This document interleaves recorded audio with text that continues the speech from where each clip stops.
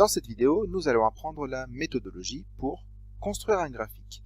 La construction d'un graphique est toujours la même, qu'importe la discipline dans laquelle vous devrez en construire un. D'abord, un graphique, qu'est-ce que c'est? Donc, c'est une représentation visuelle qui permet de traduire les données d'un tableau de façon plus rapide et de manière plus visible pour étudier un phénomène.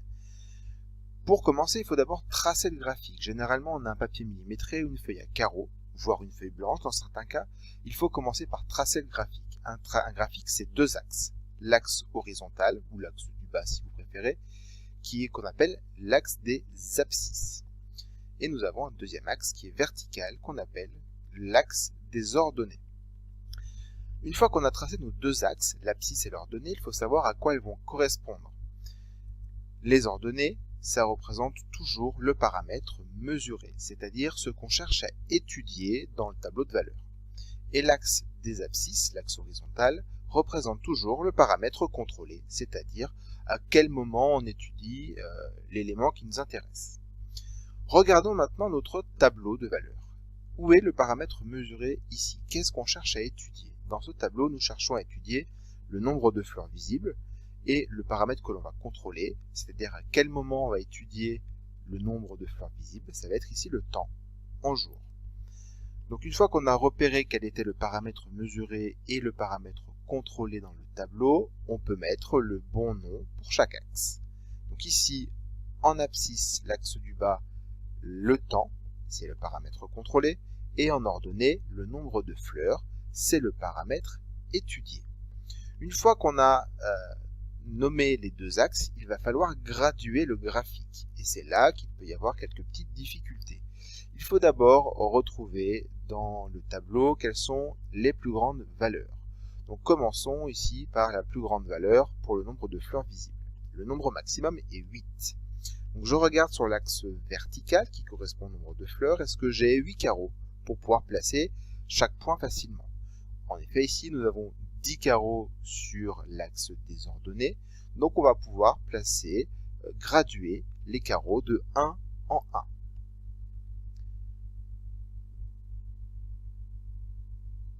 Ensuite, on fait la même chose pour l'autre axe, donc l'axe ici des abscisses. Donc ici, le nombre de jours maximum, le plus grand nombre de jours, c'est 15. Par contre, ici, j'ai un problème, c'est que je n'ai pas 15 carreaux pour l'axe des abscisses. Donc il va falloir trouver un moyen de faire entrer ce nombre 15.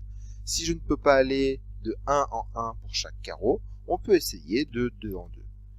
Donc ici, de 4, 6, 8, 10, 12, 14, 16, 18, je dépasse largement le nombre 15, donc je peux aller de 2 en 2 facilement. Donc dans ce cas-là, nous allons pouvoir placer tous les points du tableau sans difficulté. Une fois que nous avons nommé les axes, gradué les axes, nous allons pouvoir placer les points. Prenons le cas de ce point-là, qui nous dit dans le tableau qu'au bout de 5 jours, il y a 3 fleurs visibles.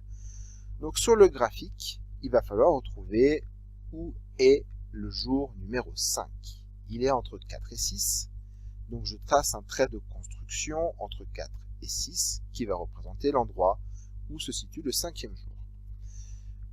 Il faut ensuite trouver où se situe le nombre 3 pour le nombre de fleurs visibles. Ici, il est facile à trouver, il est indiqué dans le tableau. Pareil, je trace un trait de construction au niveau du nombre de fleurs qui m'intéresse. Ici, 3 fleurs visibles.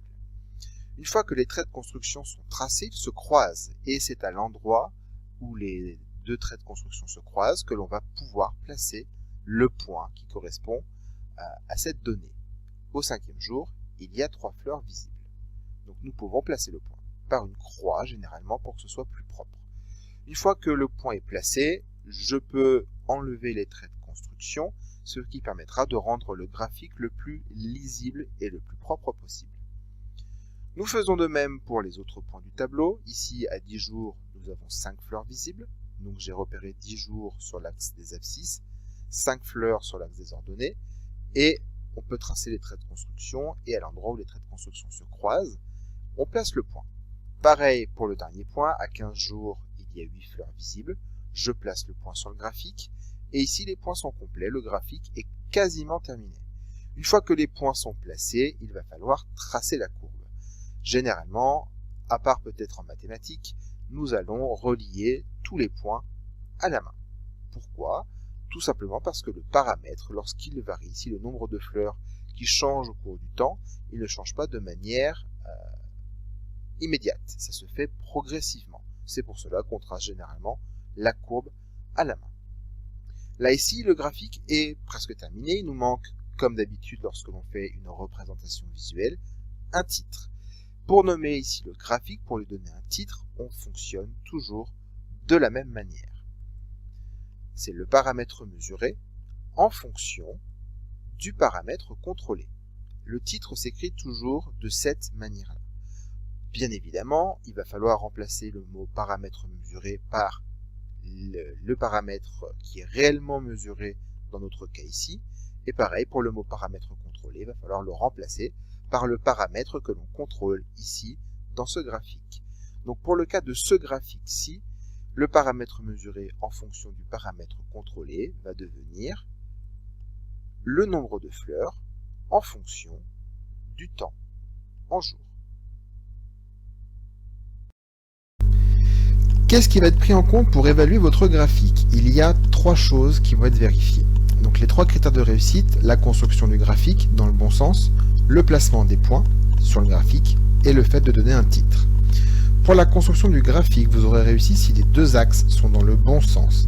C'est-à-dire que l'axe vertical, l'axe des ordonnées, représente toujours le paramètre mesuré. Et l'axe des abscisses, l'axe horizontal, représente toujours le paramètre qui varie. Ensuite, nous allons vérifier que les 2 axes sont gradués correctement. C'est-à-dire qu'il faut que toutes les valeurs de votre tableau puissent rentrer dans le graphique. Vous ne pourrez pas toujours prendre un carreau pour une unité. Parfois, les unités sont beaucoup trop grandes. Il va falloir prendre, par exemple, un carreau pour 2 unités ou un carreau pour 5 unités, voire même un carreau pour 10 unités. Ça dépendra des valeurs maximales qui apparaissent dans le tableau. Donc déjà, on prendra en compte ces 2 choses-là. C'est les 2 éléments les plus importants pour que votre graphique soit juste. Ensuite, le placement des points. Nous allons vérifier que tous les points de votre tableau de mesure sont placés sur le graphique. Il ne faut pas en oublier un, puisque on va vouloir étudier un mécanisme, et si on oublie un point, il se peut qu'on oublie un point important, et de ce fait, le graphique pourrait être faux. Ensuite, une fois que tous les points sont placés sur le graphique, on vérifiera que tous les points ont été reliés à la main, puisqu'en biologie, un mécanisme va évoluer de manière douce et pas de manière brute. C'est pour ça qu'on ne peut pas relier les points à la règle. Ça n'aurait pas de sens scientifique. Et enfin, vu que vous avez représenté quelque chose, il va falloir donner un titre, et on va vérifier que le titre est complet. Pour un graphique, on utilise toujours la même formule pour donner un titre. C'est toujours le paramètre mesuré en fonction du paramètre qui varie. Une fois que vous avez votre graphique construit, les points placés et le titre, votre travail est terminé